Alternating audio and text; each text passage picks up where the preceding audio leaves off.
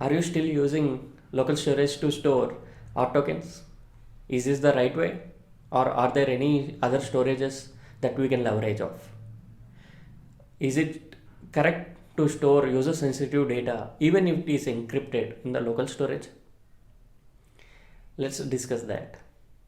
Hi guys, welcome to Advanced Web Dev.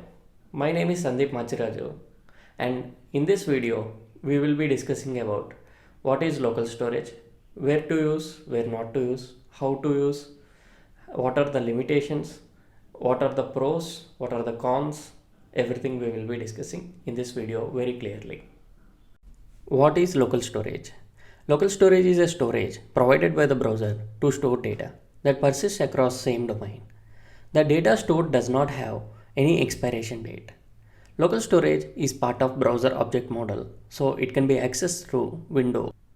Important point to note is that local storage can be accessed only through client.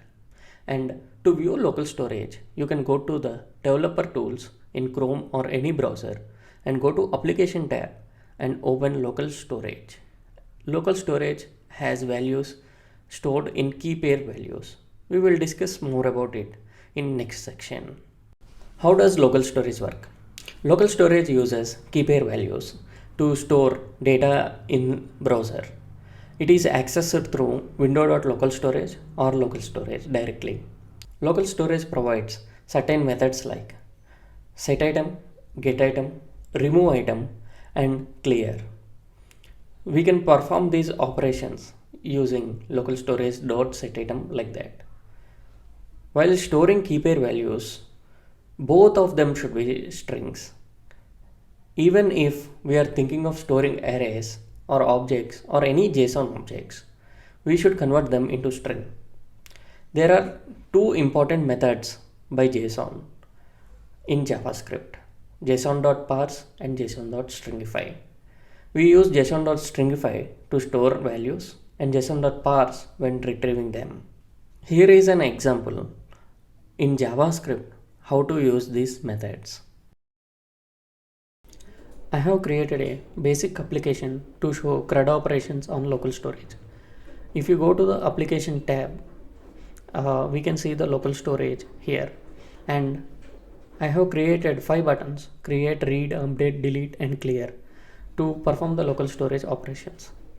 In this, I have created a small index.html file which is basically has 5 buttons and a script injected into it or imported into it basically.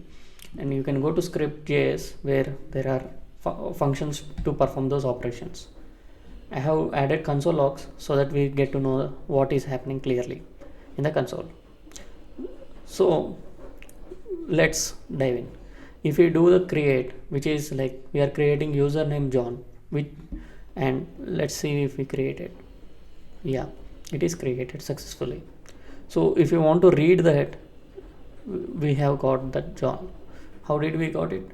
Local storage dot get item. And if you want to update it with some other, let's say Jane in this case, it is updated. If we read that again, we will get the Jane. And similarly, if you want to delete the key, we can delete like this. And if we want to clear all the local storage, in this case there is only one, but if we try to create some test, and if we want to clear all at once, we can do that too. So this is how we can implement the local storage operations, and we can utilize them for basic information like storing themes, etc. Let's discuss what are the limitations of local storage. Limitations of local storage are its size. It gives 4 to 5 MB per domain. This per domain part is very important. Operations on local storage are synchronous in nature. That means it will be blocking the main thread until the operation is completed. And if you see the scope, we will discuss more about the scope in the entire series, so you will get to know more clearly. But if you discuss about the scope, it has domain level access but not subdomain level. What does domain and subdomain mean? For example, if there is a website like our website, Advanced Web Dev, advancedweb.dev. And if I have a subdomain for that, it will be like subdomain.advancedweb.dev.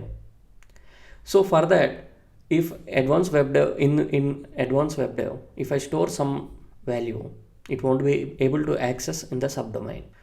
This can be useful sometimes, and this need some other way to access in all the domains and subdomains also.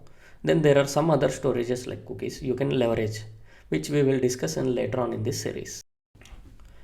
Let's discuss when to use and when not to use local storage.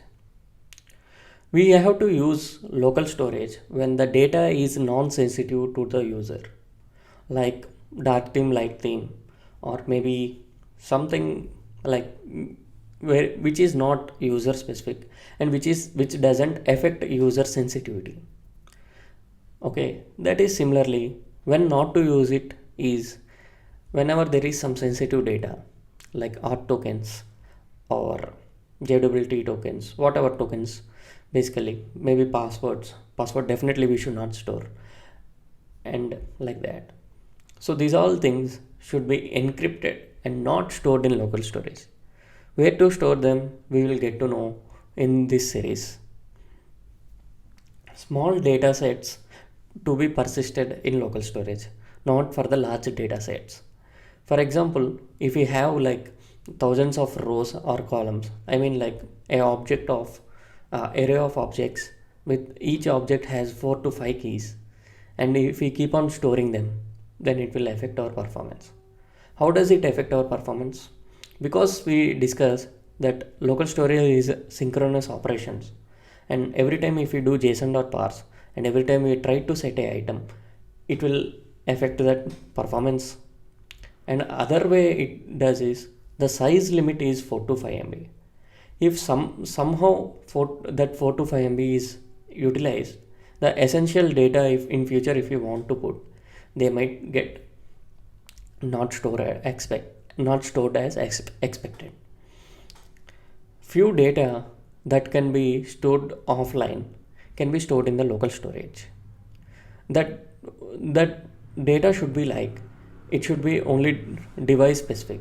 It can't be like you stored in this local storage and then if you open the same domain in another mobile, this will be able to access it. No, local storage is only domain specific, not subdomain level 2 and device specific. By the way, one more thing to know about the local storage is always keep in mind if there are some extensions that are installed in our browser, they might consume some of our local storage knowingly or unknowingly. They can simply run some JavaScript and store local storage. That those extensions can utilize some amount of what we call size or data. If in given 4 to 5 MB, if some of the extensions use 3 MB and we will be having in our control only 2 MB. So we should keep those things also in mind sometimes. Okay, let's summarize entire discussion. Local storage is a tool that helps store data that are quickly accessible from the browser without making any server calls to or API calls. Local storage is accessible only through in the client, and it cannot be accessed by any HTTP calls. Local storage is part of window object and it can be accessed through window object, and it provides few methods like set item, get item, remove item and clear. We have to use local storage very carefully. We have to remember that whenever there is no use of local storage, we have to clear them because there are limitations in size, and also it creates bad user experience. Because let's say there is a case when one of the user logged in and he tried to log out and another person tried to log in again in the same browser. If you don't clear some data in the local storage, then what happens? Earlier username would be visible to the new user if it is not cleared correctly, or if it is not set correctly in the login, right? So these kind of things we should be avoiding. And also we should remember that Chrome extensions can access our local storage. So that is the reason we should not put some of the sensitive data into the local storage. We can use it for maybe dark theme, light theme, these kind of things which are not, even if they are leaked, they cannot do anything, right? Yeah, so that's it. I hope you got to know about the local storage clearly. In the next video, we will be discussing about session storage, which is accessible in application tab below the local storage. What does it do? How does it help us in building good web applications? Signing off, Sandeep Machiraju.